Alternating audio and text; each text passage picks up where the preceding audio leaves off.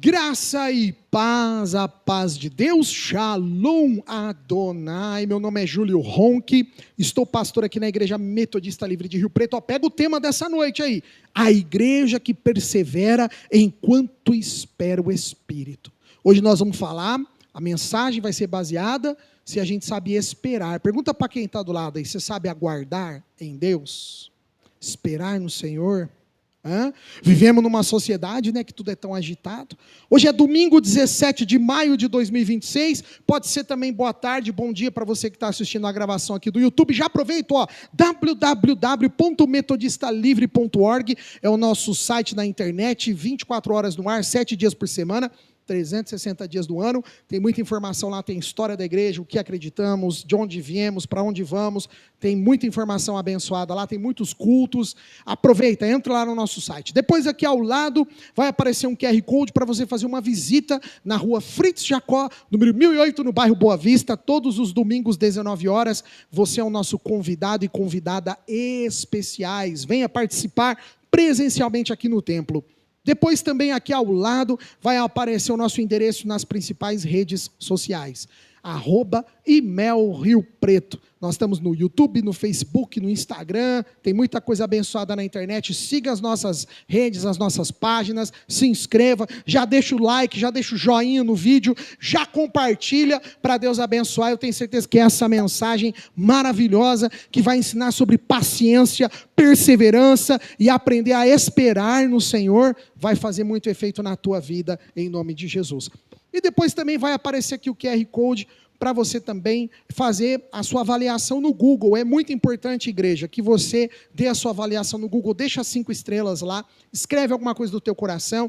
Essa avaliação é importante porque ela faz com que o algoritmo entregue na pesquisa do Google o nosso site, o nosso endereço, os nossos cultos. Então você que pode, vai lá, entra com o teu Gmail e faz a avaliação, e Deus abençoe ricamente aqueles que têm participado. E por último aqui saindo também um QR Code para você que deseja no coração abençoar esse trabalho, ofertar, contribuir, dizimar, lançar a tua semente. Nós somos metodistas livres, então aqui nada é feito por obrigação, tudo você faz de forma livre, espontânea, do seu coração para Deus, e a gente deixa aqui o convite para você sentir-se desafiado a ajudar, a contribuir, a colaborar com esse trabalho da Igreja de Rio Preto, que estamos aqui desde a década de 50, abençoando vidas, transformando famílias, lares. E vamos então para a mensagem. Está preparados aí? Vamos lá, aperta o cinto. A igreja nasce num ambiente, irmãos, de esperança, mas antes que o Espírito Santo fosse derramado no Pentecoste, que inclusive nós vamos celebrar o Pentecoste domingo que vem, antes desse derramar, a igreja viveu dias de silêncio, dias de incerteza, dias de expectativa. Jesus havia ressuscitado, havia aparecido aos discípulos, aos seguidores, Jesus havia ali ensinado acerca do reino, mas naquele momento Jesus já tinha subido aos céus, a sua ascensão, que está aí demarcada no livro de Atos, capítulo 1. Mas antes da igreja começar a sua missão no mundo todo, o Senhor ordenou algo que os cristãos fizessem naquele momento, a igreja de Cristo fizesse naquele momento, que eles permanecessem em Jerusalém, aguardando a promessa do Pai. Olha que interessante, Jesus pediu para eles, aguardem aqui, permaneçam aqui em Jerusalém. Esse período entre a ascensão e o Pentecostes é de uma forma reveladora, profunda, onde nós podemos ver que os discípulos não apenas compreendiam plenamente, eles ainda não compreendiam plenamente, mas eles confiavam, eles estavam obedecendo a palavra de Jesus, eles tinham a direção, mas eles ainda não tinham o revestimento, eles tinham um chamado, mas eles ainda precisavam do poder do Espírito Santo. A igreja moderna vive um momento semelhante. Muitas vezes nós temos estrutura, olha que igreja abençoada, irmãos, ar-condicionado, poltronas, telão, instrumentos, internet quando tem, né? Hoje inclusive a gente teve um problema técnico na nossa live, por isso que a gente está gravando. A igreja tem estrutura, programas, agendas, atividades, mas muitas vezes a igreja atual carece de profundidade espiritual. Aquela profundidade que realmente nasce do coração e da dependência em Deus. E esse texto de Atos nos ensina verdadeiramente um avivamento que não começa, ele não inicia nas plataformas humanas, mas esse avivamento ele começa justamente lá no silêncio, no joelho dobrado, na oração. Hoje nós veremos 3 verdades fundamentais, 3 coisas que o Espírito Santo quer trazer para nós a respeito desse período entre a subida de Cristo, a ascensão de Cristo aos céus e até o derramar do Espírito Santo no Pentecoste. Passaram-se alguns dias, passou-se um momento turbulento para a igreja. E o primeiro ponto que eu quero falar com vocês, Atos capítulo 1, verso 12. Vamos lá? Na nova tradução na linguagem de hoje, primeiro ponto, a igreja que espera aprende a depender totalmente em Deus. Irmãos, nós precisamos aprender a esperar no Senhor. Vamos ler? E então os apóstolos voltaram do monte chamado Oliveiras para Jerusalém, que fica perto da cidade, mais ou menos 1 quilômetro. Quando chegaram à cidade, subiram para o quarto onde estavam hospedados. Era Pedro, João, Tiago, André, Filipe, Tomé, Bartolomeu, Mateus, Tiago, filho de Alfeu, Simão, o nacionalista, e Judas, filho de Tiago. Aqui, o apóstolo São Lucas, o médico Lucas, ele relata para nós que Jesus, ele deu uma ordem e os discípulos a obedeceu. Quando Jesus disse para eles, permaneçam em Jerusalém, esperem em Jerusalém, eles voltaram para onde estavam e todos os discípulos ali juntos. E nesse primeiro movimento da igreja, após a ascensão de Cristo, não foi apenas um movimento estratégico. Jesus não falou apenas de uma maneira estratégica para que eles esperassem em Jerusalém. Mas havia uma razão espiritual. Aleluia! Eles retornam para Jerusalém obedecendo à palavra de Deus. Humanamente falando, irmãos, parecia contraditório permanecer na cidade onde tinha acabado o quê? Foi aquela cidade, foi aquele povo, foram aqueles judeus, foram aqueles romanos, foram aqueles soldados que capturaram e executaram Jesus. Não parece meio, se olhar com um raciocínio humano meio ilógico, eu continuar naquele mesmo lugar onde o líder daquele movimento foi raptado, capturado, levado preso, sem ter direito à sua defesa, sem ter direito ao seu contraditório, sem ter direito à sua ampla defesa, e depois executado de uma maneira maléfica, malévola, terrível, que foi a crucificação. Não é incongruente essa ordenança de Jesus? Essa ordem que Jesus deu para o dia, fica aí. É como se ele falasse assim, olha, fica onde está acontecendo todo o mal, vocês vão permanecer ali, correndo perigo. Parece que aos olhos humanos essa ordem não parece que bate muito, né? O que era a ideia? Fujam daí, igual no início, quando o anjo apareceu para José, o que falou para José? Olha, sai daí de Nazaré e vai fugir para o Egito. Não foi isso que aconteceu? Foge para o Egito porque vão querer matar o menino. Mas Jesus não podia ter dito para os discípulos, me esperem lá no Egito, daqui uns dias a poeira baixa e vocês voltam para Jerusalém. Não, ele virou e falou, vocês permaneçam aqui em Jerusalém. Queridos, onde havia hostilidade, onde Cristo foi crucificado, mas ali podemos ver uma fé verdadeira, onde aqueles irmãos e irmãs estavam aprendendo que a segurança não está no ambiente, que a segurança não está na situação em que os rodeia, mas a segurança está na vontade de Deus. Aleluia! E o verbo central aqui desse texto é justamente o voltaram, né? Retornaram porque eles obedeceram à palavra de Jesus, eles tinham a maturidade espiritual, começando ali a aprender que não devemos nós correr à frente de Deus. Não adianta, irmãos. Tem momentos em que o reino avança marchando, mas também tem momentos em que o reino avança quando Deus diz para que esperamos. Espere, tem paciência. E no grego aqui, o verbo que nós vamos estudar essa noite é o ripomeno, que significa esse termo, embora ele não aparece de forma clara no versículo, mas ele expressa justamente a ideia de permanecer firme, de suportar, perseverar, continuar fiel, mesmo no meio de uma demora. A igreja primitiva percebeu, irmãos, que esperar não é uma passividade quando Deus manda. esperar quando Deus ordena. Na verdade, a igreja entendeu que aquilo é uma disciplina espiritual. Ó, para quem toma decisão precipitada aí, quem aí? Quem que é muito rápido, você é muito preocupado, muito preocupada? Será que às vezes Deus não está falando para você assim, ó, é para você aquietar. E a gente está naquela afobação, a gente quer fazer.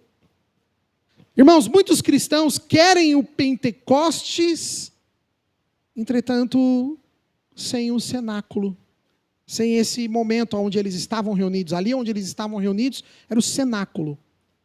Muitas pessoas querem o derramar do Espírito, mas não querem o processo para chegar até lá. Muitas vezes nós queremos receber os dons espirituais, queremos receber a presença do Espírito, queremos receber a presença de Deus, mas não estamos dispostos a aprender a esperar, como eles esperavam dentro do cenáculo. Querem poder sem oração, querem manifestação sem preparação espiritual. Contudo, irmãos, Deus frequentemente, Ele primeiro... Aprenda uma coisa, na Bíblia Sagrada, a maioria dos exemplos que nós vemos, Deus primeiro trabalhou do interior para o exterior. Ele começa dentro do indivíduo, dentro de nós. Primeiro no interior, para depois Ele agir no exterior. O primeiro teólogo que nós vamos falar nessa noite é aquele alemão, um pastor que viveu durante o regime nazista, né, o Dietrich Bonhoeffer, que nasceu em Breslau, atual Wrocław, Polônia, que antes era Alemanha, em 1906. E esse teólogo, Bonhoeffer, ele diz para nós o seguinte, que a espera é uma arte que o nosso século esqueceu. O Bonhoeffer falava do século dele, né, que é o século passado, nós já estamos um século à frente de Bonhoeffer, né? Mas eu acho que eu posso pegar as palavras desse teólogo e dizer que hoje também vivemos um tempo em que as pessoas não querem esperar nada, né? Até eu mesmo, eu também, irmão, não pense você não que sou perfeito, pelo contrário, irmãos, essa mensagem tanto é para você quanto é para mim, ela é para nós. A reflexão do teólogo Bonhoeffer é uma reflexão extremamente pertinente para nós hoje. Vivemos numa geração imediatista, vivemos num tempo onde tudo é muito rápido, né? A internet hoje é rápida, as coisas são rápidas. E quando o agir do Espírito, Deus está pedindo para a gente simplesmente esperar. A gente não consegue. Os discípulos estavam sendo esvaziados da sua autoconfiança. Esse período que eles ficaram no cenáculo, esses dias, era um processo.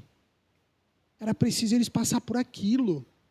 Você acha que já não podia Jesus ter descido e na mesma hora, subido, e na mesma hora o Espírito Santo já não ter descido? Não podia ter feito isso? Lógico que podia. Por qual razão? Gente, tudo tem um propósito. No campo espiritual, no mundo espiritual, tudo tem um propósito. Se Cristo teve sua ascensão, Ele subiu, e o Espírito Santo ainda não desceu, tinha um motivo, tinha uma razão, tinha um objetivo para aquilo. E era justamente o quê? Deus trabalhando no esvaziamento daqueles homens e mulheres que estavam ali naquele local orando.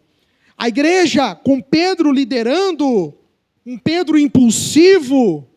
Como que seria esse Pedro se ele não passasse por esses dias de espera? Se ele não passasse por esse período no cenáculo orando? Como será que Pedro reagiria ao liderar a igreja, né?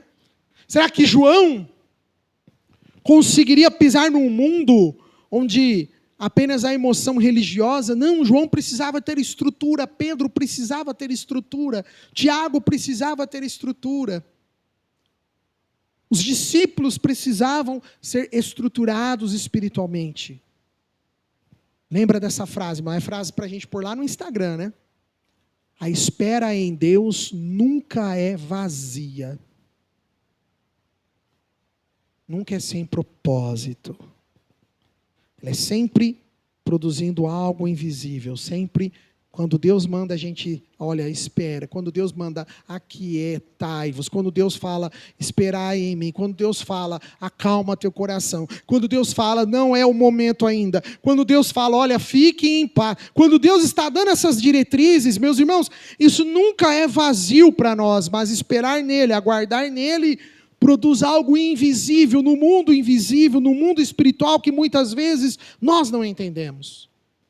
Então, o primeiro ponto, a igreja que sabe esperar. Segundo ponto, já estou encerrando, hoje a mensagem vai ser mais rápida, a gente perdeu muito tempo com a internet aqui. Segundo ponto, a igreja que sabe estar unida em oração, que permanece unida em oração. Vamos lá para o verso 14, que é o que a diaconisa Silmara leu. Atos, capítulo 1, não fecha não, Atos. Atos, capítulo 1, verso 14, na nova tradução na linguagem de hoje. Todos eles continuavam firmes, unidos em oração, junto com algumas mulheres, e entre elas, olha lá, irmãos, Maria, a mãe de Jesus, e com os irmãos dele. Esse período do cenáculo, na verdade, foi uma gestação, né? Foi um ventre espiritual para a igreja de Cristo. Foram dias onde ali não tinha disputa por posição, nem competição ministerial, nem vaidade religiosa, havia apenas a unidade. Pessoas unidas, juntas, todos eles continuando firmes e orando, buscando no Senhor, descrevendo para nós uma perseverança contínua. Não foi só um negócio ocasional ali, um momentinho daquele dia ali, não. Foram dias, foram momentos, foi uma vida mergulhada na oração. A palavra grega principal que nós vamos nesse versículo aqui, desse texto, é justamente a proskartereo. Proskartereo, que significa dedicar-se constantemente, perseverar intensamente, manter-se fiel sem desistir, permanecer continuamente em alguma coisa. Uma palavra forte, proskartereo. Essa palavra, ela descreve que a oração ela era persistente entre eles no cenáculo, constante. A igreja aqui nesse momento de Atos, ela entendia que era precisa a unidade espiritual. E sem unidade espiritual não nasce a afinidade humana. Você pode ver, quando nós não oramos, a gente fica distantes. Quando a gente não ora, a igreja ela vai se distanciando. Imagina, irmãos, somos pessoas diferentes, com histórias diferentes, com temperamentos diferentes. Se eles eram assim, nós aqui ainda hoje também. A irmã pensa do jeito, o irmão pensa do outro, o irmão pensa do outro, a irmã pensa do outro, você de casa pensa de outro, eu penso de outro. Minha formação é uma, minha educação foi outra, meus pais foram outros, vocês foram outros, e cada um com a sua individualidade. A oração coletiva vai quebrando as barreiras do ego diante desse Deus maravilhoso e todos se tornando dependentes dessa graça, que é profundamente significativo quando nós vemos a própria mãe de Jesus. Imagina, até Maria estava lá no cenáculo orando, se quebrantando, juntamente com todos. Maria, junto com os discípulos, mostra para nós que toda a igreja necessita igualmente dessa ação do Espírito Santo. Tem um teólogo que eu quero falar agora, que esse teólogo é um sueco, eu já falei sobre ele, Karl Barth, nasceu na Suíça, na cidade de Basileia, em 1886. E ele faleceu mais recente também, em 1968. E esse teólogo, o Karl Barth, ele fala para nós o seguinte: ele diz que a igreja só permanece sendo igreja quando ela vive debaixo da palavra e da ação do Espírito Santo. Irmão, você pode ver aquela comunidade, aquelas pessoas que não estão debaixo da palavra e da vontade de Deus, e da oração e da ação do Espírito Santo, é só mais um grupo de pessoas. É só mais um ajuntamento. É só mais uma reunião de pessoas. Agora, quando nós buscamos a presença do Espírito Santo, o texto mostra para nós, a palavra de Deus mostra que o avivamento nasce nesse ambiente justamente de comunhão, meus irmãos. É o povo unido. Por isso que eu digo que a pandemia foi um negócio assim, assustador para a igreja. Por quê? Não é porque nós ficamos com medo da pandemia, não, irmãos. Mas o distanciamento trouxe uma inércia para a igreja, foi tão difícil, porque a igreja precisa da comunhão. A igreja precisa da unidade. Somos seres espirituais que precisamos estar interligados. E hoje, irmãos, não pode haver mais Pentecoste se não houver joelho dobrado. Se nós queremos a presença do Espírito Santo, se nós queremos a presença do Pentecoste nas nossas vidas, nós precisamos estar em oração, joelhos dobrados. Então, o primeiro ponto, a igreja que permanece, a igreja que obedece à voz do Senhor. O segundo ponto, a igreja que ora unida, a igreja que está junta, unidas. E o último ponto, a igreja que espera preparada para a missão. Irmãos, nós temos uma missão. Eu achei tão interessante que essa palavra que o Espírito Santo preparou, ela vem justamente ao encontro do que está acontecendo nesse mês. Dia 30 nós teremos uma vigília, então, ou seja, nós vamos nos reunir para orar. Dia 31 nós vamos sair em missão e vamos fazer evangelismo. Dia 30 também, acho que é 29 a vigília, 30 é o evangelismo e 31 nós vamos ter um culto de oração aqui de novo pela manhã no domingo. 3 dias em que nós vamos ter atividade na nossa igreja local. E eu comecei a ver isso, e eu fiquei pensando nessa semana, que maravilha, a igreja que está preparada para a missão. Vamos ler no verso 8º? Atos capítulo 1, verso 8º, na nova tradução, na linguagem de hoje. Mas, quando o Espírito Santo descer sobre vocês, vocês receberão poder, e serão minhas testemunhas em Jerusalém, e em toda a Judeia, e Samaria, e até nos lugares mais distantes da terra. Irmãos, o cenáculo, esse período que eles ficaram em oração juntos, essa espera, não era o destino final, mas era a preparação daqueles homens e mulheres para uma missão. O Espírito Santo, ele não seria dado apenas para ter experiências emocionais. O Espírito Santo, ele não vem à igreja apenas para você sentir-se bem, para você sentir-se melhor, para você poder falar, nossa, eu senti algo emocionante durante o culto. Isso é muito bonito, mas não é a ação do Espírito Santo.